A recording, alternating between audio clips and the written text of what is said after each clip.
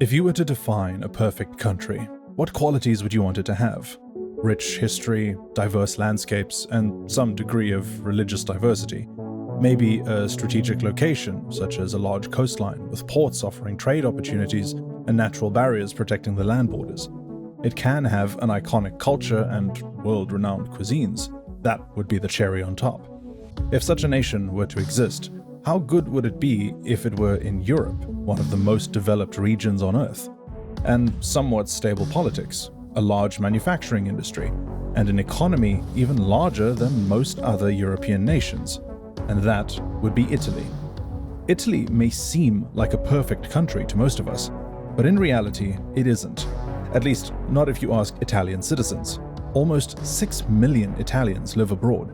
Even those who live in Italy don't think their children deserve to live there. The fertility rate has dropped to 1.2 births per woman. As a result, Italy is facing an aging crisis. 24% of the Italian population is above 65, the third highest ratio in the world, only after the tiny Monaco and Japan. But why isn't Italy one of the strongest economies? Well, unlike what the ranking and GDP figures suggest, Italy's economy is actually doomed.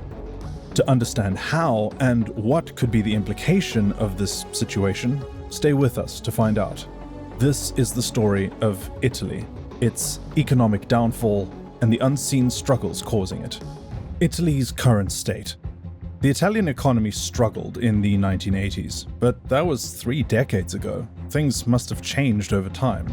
After all, Italy today is seen as one of the economically developed nations, known for having the best high-end brands in the fields of fashion, banking, and automobile industries. With a GDP figure of $2.01 trillion, Italy is the 10th largest economy and 5th largest in Europe besides Germany, the UK, France, and Russia. But that is only on paper.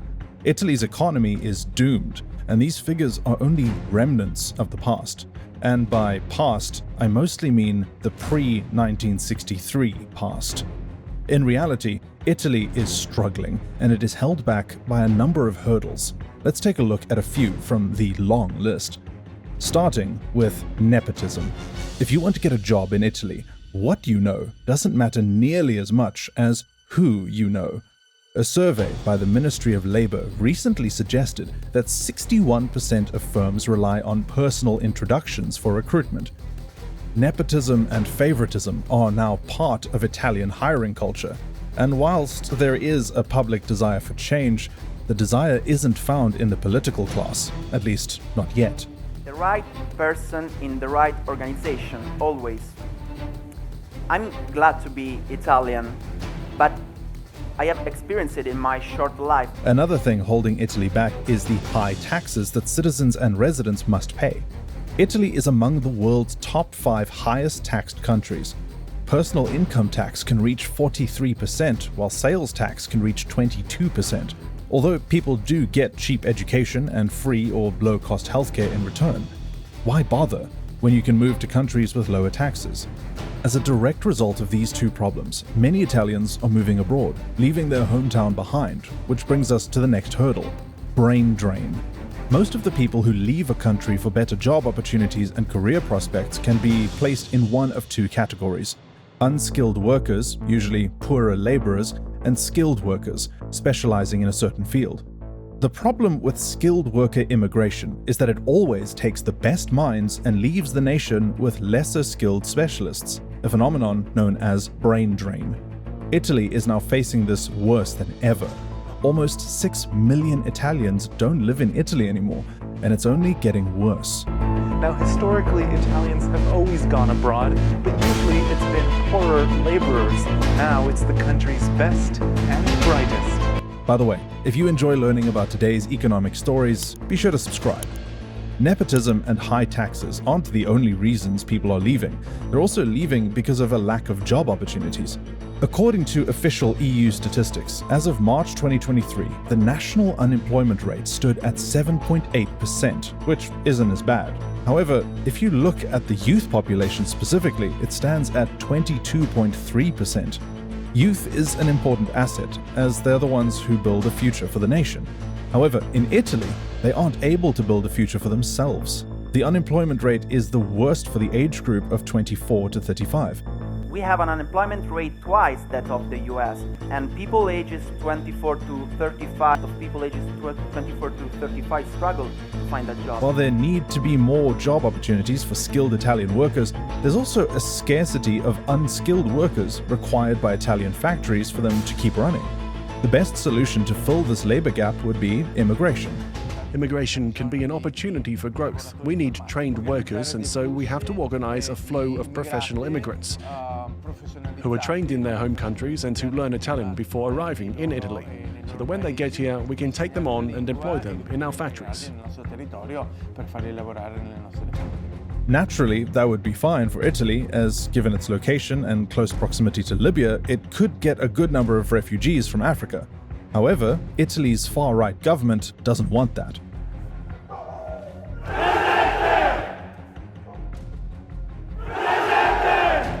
Government officials such as Matteo Salvini think that it's a Libyan problem and those refugees should stay in Africa. We believe that Libya's problems must be solved and faced in Libya, and not in Europe. Now, I could discuss 100 more issues, such as bureaucracy, xenophobia, low fertility rates, the 1,000 euro generation, the urban-rural divide, etc. But you get the point. What events brought Italy to this modern-day rut in the first place? Italy's economic rise. Soon after the end of World War II, as international trade started to liberalize, the world economy started growing at unprecedented rates. This worked specifically well for Italy, as it was a member of the European Economic Cooperation, and given its strategic location, provided a trade route for other European nations to trade with Africa and Asia. Italy's economic rise began in 1950, starting the period of Italy's economic miracle. In that period, Italy's GDP grew by an annual average of 5.9%. The growth was evident, especially in industrial output, which peaked at over 10% during this period, a rate higher than that of any other country besides Japan and West Germany. Italy's so-called economic miracle peaked from 1958 to 1963, when the economy grew at an average rate of 11%. However, the miracle lasted until 1963, when growth slowed down. The growth rate declined from an average of 11% to 5% for the next 10 years. Even though the growth had started to decline, things were still under control. Not for long though. As the control loosened after the 1960s, Italy started to take a downward turn in the 1970s, especially after 1973.